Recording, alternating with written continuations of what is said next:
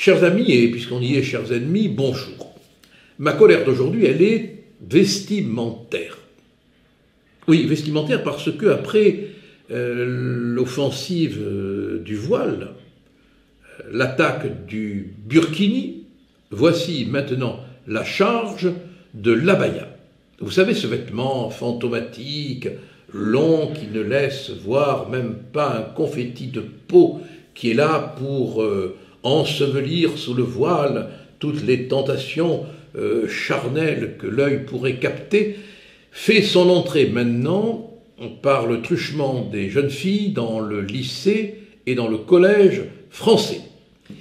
Depuis 2021, et on enregistre maintenant une hausse des incidents liés à ce vêtement dont l'origine est salafiste. C'est un vêtement religieux qui a une signification de prosélytisme religieux. Le voile est interdit, mais pas l'abaya, qui est une robe, sauf si on considère, et on doit le considérer bien évidemment, que c'est un instrument d'ostentation religieuse, que c'est un signe religieux, que c'est un geste évident, envahissant de l'espace public, d'appartenance religieuse.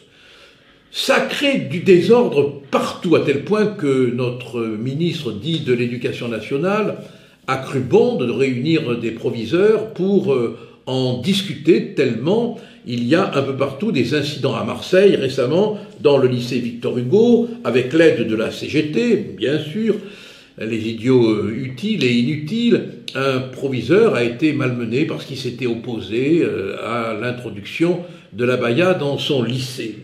Voilà où on en est. Alors, à Marseille également, où le pape va bientôt venir, à Marseille également, on nous apprend que des lycées réputés comme le lycée Saint-Charles ou le lycée Thiers connaissent des problèmes réels liés au port de ce vêtement. Qu'est-ce que ça veut dire?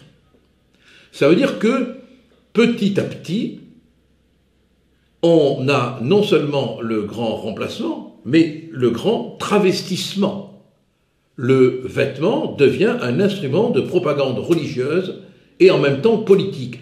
Oh, c'est pas le fait des gens qui, comme vous, comme moi, quelle que soit leur religion, la pratiquent dans le respect des règles républicaines et dans la discrétion de la vie intime du cœur et de l'âme, s'ils y croient.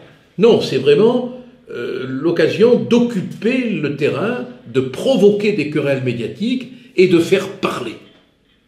Alors, comment réagir?